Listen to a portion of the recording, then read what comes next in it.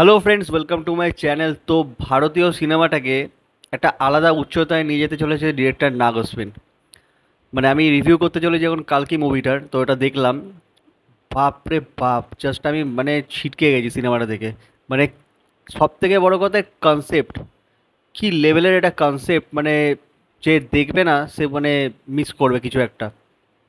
মানে আমরা অনেক ভারতীয় সিনেমা দেখেছি এবং এরকম বিগ বিগ বাজেট সিনেমা দেখেছি, যেটা মানে কি হয়, মানে হিরো ওরিয়েন্টেড সিনেমা হয়, যেখানে আর কি ফ্যান্সরা মানে ওরশিপ করে আর কি, মানে হিরোকে। সেটা মানে বাহুবলী হতে পারে, সেটা কেজিএফ হতে পারে।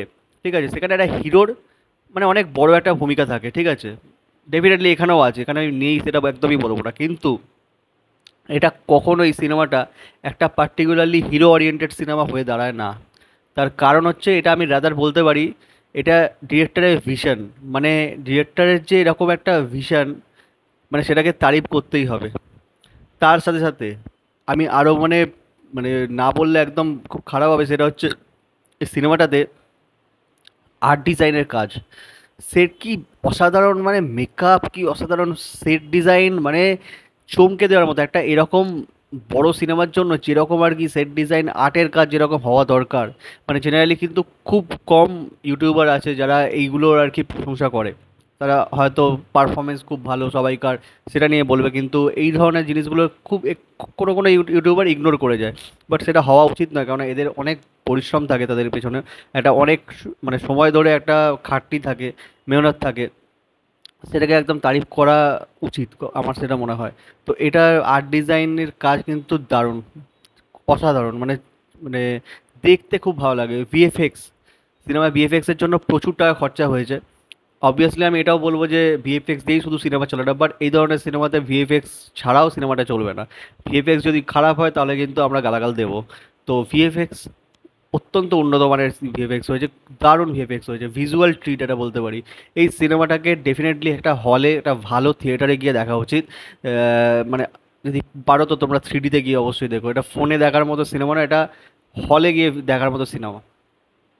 বিজিএম, মানে কিছু কিছু জায়গায় বিজিএম মানে সিনগুলোকে এত সুন্দরভাবে এনহ্যান্স করেছে, যেটা দেখতে কিন্তু খুব ভালো লাগে। একটা সিন যদি মানে নর্মাল একটা সিন হয়, বিজিএমের দ্বারা সিনটাকে এত সুন্দরভাবে এনহ্যান্স করা হয়েছে, যেটা সিনটা কিন্তু একটা আলাদা গুজবামওয়ালা ফিল দিচ্ছে।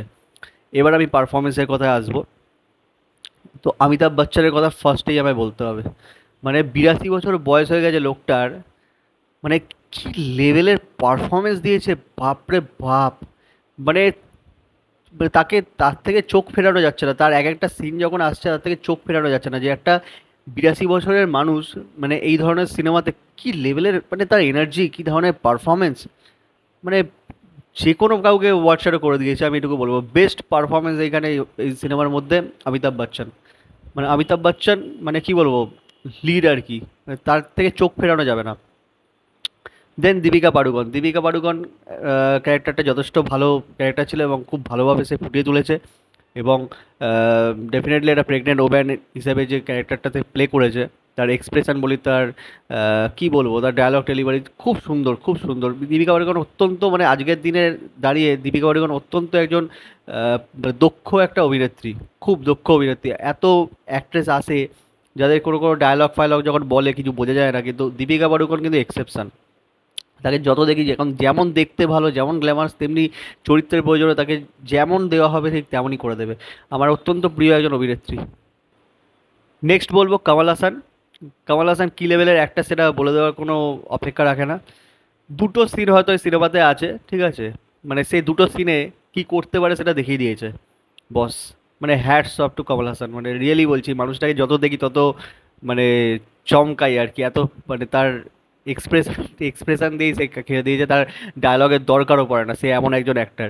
ঠিক আছে, তো মানে ডেফিনেটলি আমার তাকে, তার পারফরমেন্স আপনাদের প্রত্যেকের ভালো লাগবে, যে যে কটা সিন আর কি দেখতে পাবেন। আর লাস্ট আমি আসবো প্রভাসের কথায়। প্রভাস মানে এখন ভারতীয় সিনেমার মানে সিনেমাতে অ্যাট প্রেজেন্ট দাঁড়িয়ে সব থেকে এক্সপেন্সিভ একজন অ্যাক্টার এবং সব থেকে চর্চায় থাকে সেরকম একজন অ্যাক্টার। ঠিক আছে, প্রভাস লাস্ট কয়েকটা সিনেমা হয়তো তার সেরকমভাবে অতটা চলেনি বা মানে সেই রকম সাকসেস পায়নি, কিন্তু ডেফিনেটলি কালকির মাধ্যমে তার একটা বড় সড়ো কামব্যাক হতে চলেছে। এই সিনেমাটার ফার্স্ট হাফ জুড়ে আমি যদি বলি প্রভাসের ক্যারেক্টারটা সেরকম যে অনেক স্পেস ছিল বা কিছু, সেরকম হয়তো নেই। প্রভাসের ক্যারেক্টারটাকে মানে একটু বিল্ড আপ দেওয়া হচ্ছিল, ফার্স্ট হাফটা এখানে বিল্ড আপের ওপরই দেওয়া হয়েছে। একটু কোথাও কোথাও বোর করে ডেফিনেটলি, বাট এখানে প্রভাসের যে মানে অনেক মানে স্ক্রিন প্লে আছে সেটা আমি বলবো না, কিন্তু যে অনেক সময় ধরে এখানে রাদার তার থেকে অমিতাভ বচ্চনের স্ক্রিন টাইমিং এখানে অনেক বেশি। বাট এই সিনেমাতে প্রভাস সেকেন্ড হাফে মানে অ্যাটলিস্ট আমি যদি বলি ক্লাইম্যাক্সে যা মানে রূপ দেখিয়েছে, যেটা যারা সিনেমাটা দেখবে না তারা বড় সড়োভাবে মিস করবে। মানে প্রভাস যে কি করতে পারে সিনেমাটাতে, সেটা লাস্টে গিয়ে বোঝা যাবে সিনেমাটাতে।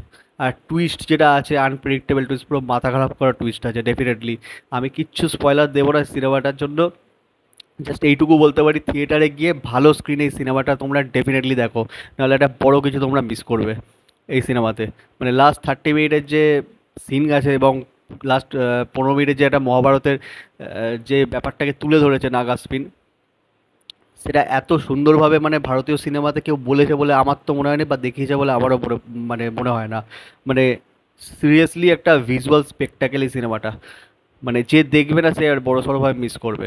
এবার নেগেটিভ যদি আমি কিছু বলি, সেখানে হচ্ছে এই সিনেমাতে কমেডি আমার খুব একটা ভালো লাগেনি। সিনেমাতে ফার্স্ট হাফে কিছু কমেডি রাখা হয়েছে, ব্রহ্মানন্দম আছে যাকে আমার খুব ভালো লাগে, সে ভালো রেপিটেডলি, কিন্তু ফার্স্ট হাফে যে টুকটাক কমেডি ফমেডিগুলো দেখানো হয়েছে সেগুলো আমার খুব একটা ভালো লাগেনি। প্রভাসেরও যে কয়েকটা সিনে যে কমেডি সেগুলো আমার খুব একটা ভালো লাগেনি।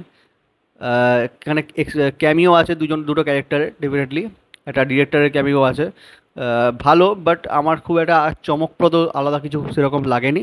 ঠিকঠাক লেগেছে মোটামুটি এরকম ডেফিনেটলি। কিন্তু এটা কোথাও সিনেমাটা আমি একটা কথা বলবো, কোথাও কোথাও মানে স্ক্রিন প্লে কোথাও কোথাও একটু বোর করে, কোনো কোনো জায়গায় অ্যাকশান সিনগুলো অতটা ভালো আর কি লাগে না, অপ্রয়োজনীয় মনে হয় কোনো কোনো জায়গায়। আর সিনেমার মানে রান টাইম 3 ঘন্টা, 3 ঘন্টারও ওপরে।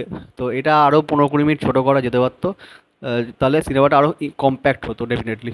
তো তোমাদের কেমন লেগেছে সিনেমাটা অবশ্যই কমেন্ট করে জানাও, আর যারা দেখোনি তারা ডেফিনেটলি সিনেমাটা গিয়ে দেখো, এটা খুব ভালো একটা সিনেমা হয়েছে। তো ভিডিওটা ভালো লাগলে চ্যানেলটাকে সাবস্ক্রাইব করো আর ভিডিওকে লাইক করো। Thank you.